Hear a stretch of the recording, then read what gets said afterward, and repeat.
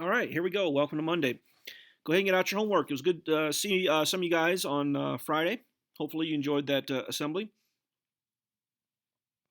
Nice pictures in wherever you were taking the video from, Brianna. I enjoyed that. Um, okay, here we go. Question number one. There's two answers for like 1 through 8. So here we go. One, the first one, this would be the ratio of the perimeters is 1 to 4, and the ratio of the areas is 1 to 16. Number two, 3 to 2 is the first one, and 9 to 4 is the second one. Number three, r to 2s, and r squared to 4s squared. Number four, 9 to 5, and 81 to 25. Number five, 3 to 13, and 9 to 169. Number six, 5 to 1, 5 to 1. Number seven, 3 to 8, 3 to 8. And number eight, root 2 to 1, root 2 to 1. There you go. So that's 1 through 8. So number 9, probably most of you got this one wrong. You simply probably said, all I got to do is square the 1 and the 50, and that'll give me the answer. Well, just remember, ratios need to have the same units whenever you're doing any math with them. So if you're multiplying or squaring them, then they need to be in the same units.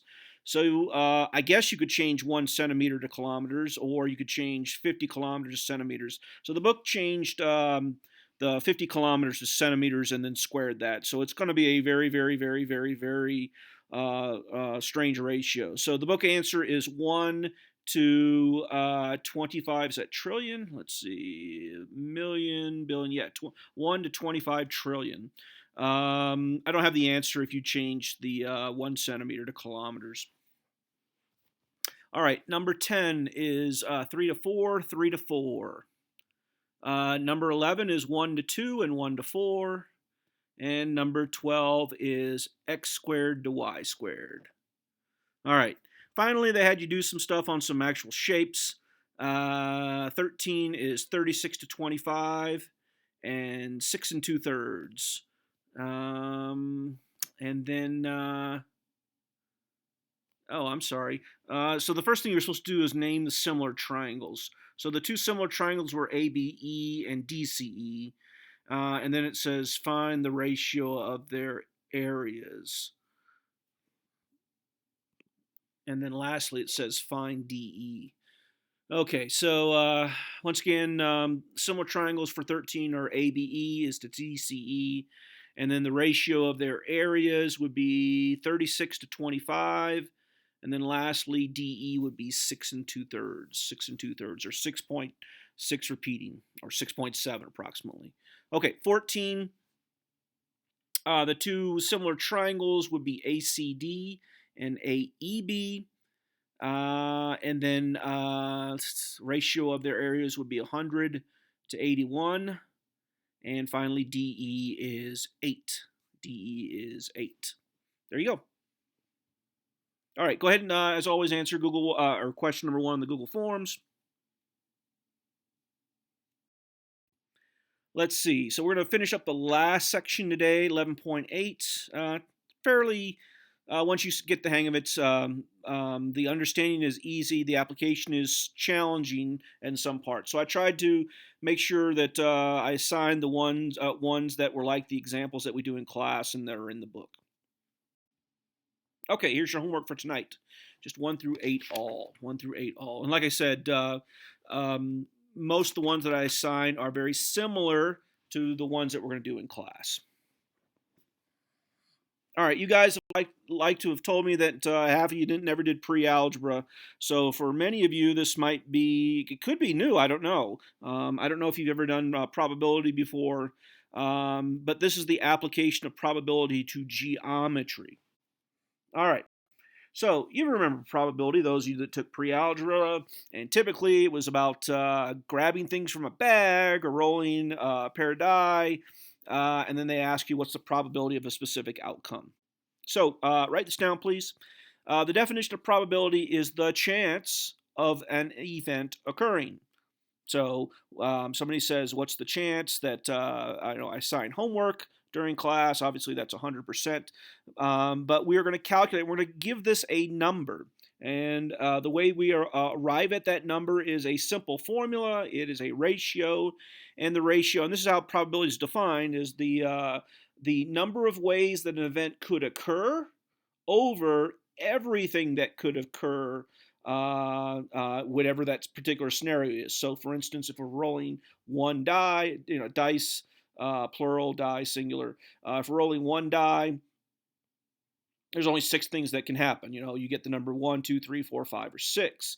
If you're rolling 2 or a pair of dice, right, then a whole lots of things can happen. Turns out 36 things can happen when you roll 2 die. Okay. Probability is also expressed as a ratio. Obviously, that's a fraction. Fractions can be written as decimals as well. As you go into higher math, a lot of times probability is expressed as in decimal form. And then lastly, I guess for most of us, when we deal with probability in everyday life, we see probability as a percent. What's the chance of something occur? We say 30% chance of rain today. That is a probability of rain occurring or not occurring. Okay. All right, and then we'll go back to pre-algebra, talking about probability. They typically have you roll one die, and they have some scenarios. So they say you're rolling die, and one assumption that we always make is that it's a fair die, like it's not something that you're cheating with. Every event has or every possibility of outcome has an equal likelihood of occurring. So we say, what's the probability of rolling a 4 with one die? Well, there's only one 4 on the die, so that's 1 out of 6. In other words, 0.17 or 17%. There's a 17% chance of rolling a 4. Turns out there's a 17% chance of rolling any individual number if you have one 6-sided die. All right, let's see. What's the probability of rolling an even number? The same scenario, I got one die. What's the probability of rolling an even number? Well, how many even numbers are there? 2, 4, 6. There's 3. And what can happen? Well, there's 6 possible things that can happen. I can get a 1, 2, 3, 4, 5, or 6. So there's 3 out of 6 ways to win that particular game. So in other words, 0.5, reduce that fraction, change it to a decimal, or 50%. Makes sense? And then lastly, you can use this word or in probability as well, too. You can also have an and. I don't think we talk about that here in this class, but if you remember from pre-algebra, there were ands and ors. This was an or, so it either means this or that. So you have to consider both things potentially winning the game. So what's the probability of rolling a 4 or a 1? That's how you win the game. Get a 4 or a 1 where there's 1, 1. There's 1, 4. There's 2 ways of winning that game. So 2 out of 6 reduce 1/3 or 33% chance of that occurring. Okay, so there's a quick, one example there that you're pretty familiar with. The problem today, the big but here, is the fact that we're dealing with geometry. So somehow geometry and probability are related. So here's your first example. I think this is going to be questions 1 and 2, something like that, tonight for homework. So obviously we have a segment here, and there's going to be a question that relates to probability. And here's the question. It says, if a point on segment AB is picked at random, so I'm picking some point at random, what's the probability that that point is on AC? In other words, I don't know if you want to call this pin the tail on the donkey type scenario, but I'm going to point to some particular spot on that line or line segment AB. I don't know where it is, but it's somewhere between A and B, and it must be on that line. What's the probability that I choose a point that's somewhere between A and C? Okay, so it is a probability type question. We go back to our formulas. What are the number of ways that could occur? And here's where the understanding of probability and geometry come into play. Well, what's the probability, or how many ways can that occur? Well, that means that the point has to lie somewhere between A and C. So if we think about this as distances, it kind of makes a bit more sense. So how far is it between A and C? That's the winning. And how far is it between A and B? That's all of the possibilities. And then it kind of makes more sense. So tonight for homework, they may or may not have numbers involved, like the distance between A and C and A and B. But if they don't, then that right there is your answer. It's the length of AC over the length of AB, with or without numbers, right? If there's numbers there, we just simply substitute numbers. Does that kind of make sense? Okay. And this is pretty much the basic scenario for all of the homework tonight. They're going to give you a scenario. The scenario is going to have some geometry involved, and you're simply going to define where is the region for wind over all the regions that you're given. So let's apply this to a three-dimensional shape. So here's a three-dimensional shape. I don't know if that's water and grass, but maybe it is. So here's the scenario. If we consider the entire region S, can you see that region? What's the chance that if I don't know, throw a dart and it lands somewhere in the region S, that the dart is actually in region R? Okay, so we're going to apply the same probability standard, which is the number of ways that could occur. Well, in order to land in R, you have to, well, not to belay the point, but you have to be in area R, and area is what we're going to define this is. So the area of R is the winning area, and the area of S is where the dart could land. Now, the problem doesn't specifically say dart, but I always include that because it kind of makes more sense. If you think of this as a dartboard, okay? Cool? Got it? All right, so those are the easy ones. A lot of times these questions will involve a dartboard of some sort and winning regions, and you just simply do the area of the winning region over all the entire area where the dart could land. Okay. All right, let's do an example that does seem like geometry. Okay, so go ahead and pause the video and read that to yourself.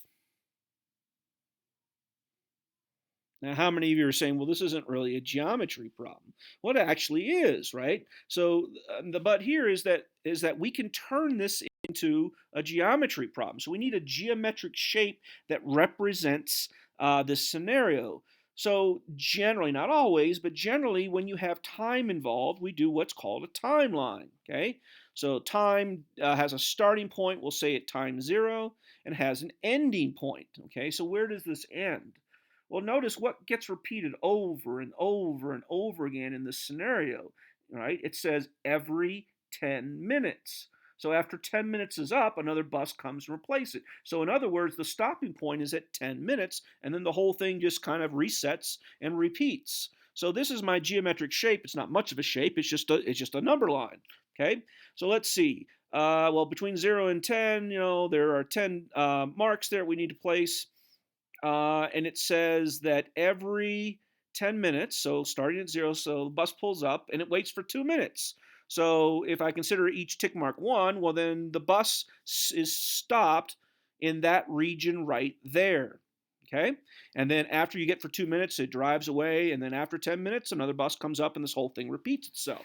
So the question is, how long are you in the yellow or the winning region right there? You're there for 2 minutes. Out of how many minutes?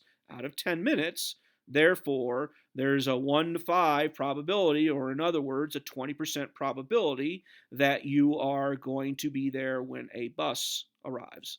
Now, obviously, some of these are kind of hokey, and you can say, well, what is this 24 hours a day? That sort of, don't read too much into the problem, okay? All right, let's do another example, and these are the 3 examples that will be in the book, okay? First 2 are easy once you see how this is done. Okay, so this is your classic archery. A lot of times this will be a dartboard or something like that. So let's see. A person's bringing archery. They're shooting. It says they have an equal chance of hitting anywhere on the target because they have no talent whatsoever. It says, what's the probability that they get a bullseye? Well, notice what's labeled on the shape. Now, this one, it's a little bit harder to read. I think you can easily see that the radius of the red part right there is 1. The radius of the white part is 2. And then just notice that the 3 is right there. I'm not sure where they put the 3 right there, but they did. The 3 is showing that is the radius of from the center all the way out to the blue. So the radius of 1 is of the circle in the center. The radius of 2 is, well, ignore the red. If the white was that entire region right there, then it would be 2. And then if the red and the white weren't there, then you have a circle of radius 3. Does that kind of make sense? Okay, so let's see. So we're dealing with areas here. So we got to do areas of a circle. What's the formula for area of a circle? Pi r squared. So let's see, the way you win this game is you get a bullseye, so that would be pi r squared, where the radius in this case is 1. And all the things that could occur, well, that means you land somewhere on the circle, and that has a radius of 3. 1 squared is 1. 3 squared is 9. The pies would cancel out. So you'd get 1/9. 1/9. Okay? All right, so those are the easy ones, and most of the homework do involve easy ones like that, but there are a couple that are really challenging. So I'm only going to show you one challenging. This is a really, really sweet answer. It is a really challenging problem. Most of you, myself included, would probably struggle with this type of problem. But once you see what the answer is, it kind of opens up your mind to what are the possibilities of how geometry and probability relate. So this was a challenging one to understand. So try to stick with me. You might have to pause the video, think about it for a second, or listen to my explanation a couple times. So it says you're at a carnival and there's a game where you toss a coin onto a large table, and on that table there's squares, and the squares are 30 millimeters width and 30 millimeters length, or basically 30. Each side of the square is 30 millimeters. So you throw a coin onto this table. And if the coin does not touch any line, then you win. Well, what's the chance if you throw a dime, and it tells us a dime has a radius of 9 millimeters, what's the chance that you win the game? So, well, this is just a quick picture of what it means to win and lose. So if you are not touching a little tiny square, you win. And if you touch a line, right, then you lose. You got to be smack dab somewhere in a square, not touching one of the lines. Okay. It's kind of easy to wrap your head around what it means to win and lose. It's a little bit more challenging to try to figure out, well, how would you do this probability? So this is one where we simply look at what it means to win. So what it means to win is that you're inside of a square, and since all the squares are the same, then it does, and we're not considering that the coin lands somewhere outside on the table, right? So it falls off the table. So if the dime lands on the table, then well, it doesn't matter which square it lands in. So all we have to do is consider one square and what's the probability that it lands inside of one square. I'm going to show you this picture. It probably won't make much, or the answer here, it probably won't make much sense to you until it's kind of interpreted, and I describe it to you in detail. So this part of the picture that I just showed you is just one of those squares. So that the circle right there represents the dime, and remember the dime has a radius of 9. And the square that it's trying to land in has 30 millimeters on each side. So the total area of one of those squares would be what, 30 times 30, or 900 millimeters. And then we got to think about, well, what does it mean to win? What it means to win is you're not touching one of those lines. Now, I'm not talking about the dotted line. We're talking about the solid line. So think about this. If the dime is fitted neatly, right, and it doesn't cross one of those outside lines of the square, then it's 9 millimeters away from the side. Right, and see where the coin is right now. So it's 9 millimeters away from that line. It's on the top. It's 9 millimeters away from the line on the left. So where those two dotted lines intersect represents the center of the coin. So if the center of the coin is 9 millimeters away from any side, right, then it's not touching one of the sides. So think about that. If you were to trace the dime on the square, right, all the way around so it doesn't cross a line, it would always be 9 millimeters away. It's 9 millimeters away from the top, it's 9 millimeters away from the left. If you slide the coin to the right, it would stay 9 millimeters away until it got to some point where it's 9 millimeters away from the right side.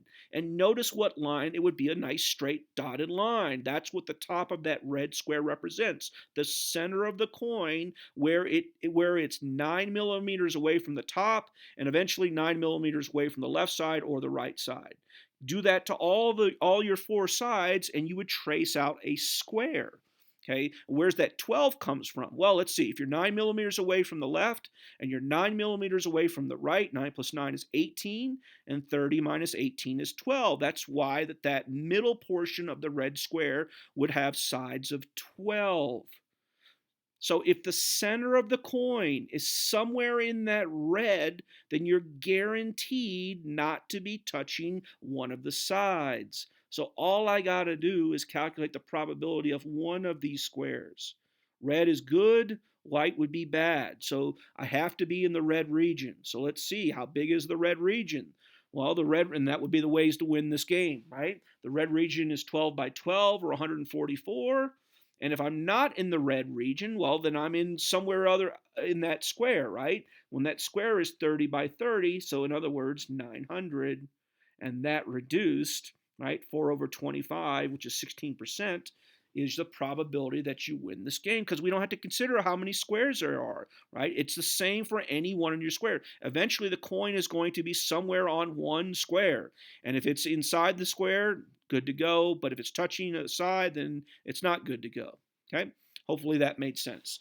I just found this a really, typically I would not include this problem, and in my regular class I would not include this problem. It's a bit too hard to understand, but it's a really elegant answer. And who knows, maybe you'll see a problem like this again for probability. And it's nice to see that you can use area to find out your probability. Now in a real carnival game, all they do is they make the coin really big. Like instead of throwing a dime, you throw a quarter, so your percentage chance goes way down. And I think that's one of the problems too. I think number 9 or something like that says that you draw, and I didn't assign that one. Number 9 is you're throwing a quarter instead of a dime, and you can calculate your percentage. Okay, well, that was actually a pretty easy class. No theorems today. I fully anticipate one or two of you might run into a problem with this. We'll see. Don't hesitate to send me a quick email. I'll try to steer you in the right direction for the setup. Because once you have it set up, it's pretty easy to see where the numbers need to go. Just remember, probability is always the number of ways to win over all the things that can happen when you play the game.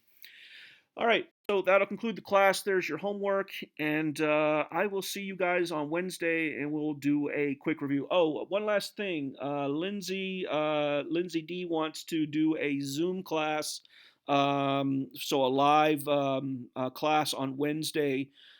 So because it's a chapter review, and she just wants to have some free flow back and forth when they're studying. So I'll go ahead and set that up for normal class period on Wednesday. I'll give you an invite. You don't have to if you don't want to, but if you want to do a live session where you can ask some questions, then I'll have that set up. If not, then we're going to do a standard. I'll probably still will do a video, walk you through some of the questions on the chapter review. The chapter test will be it's got to be a multiple choice test.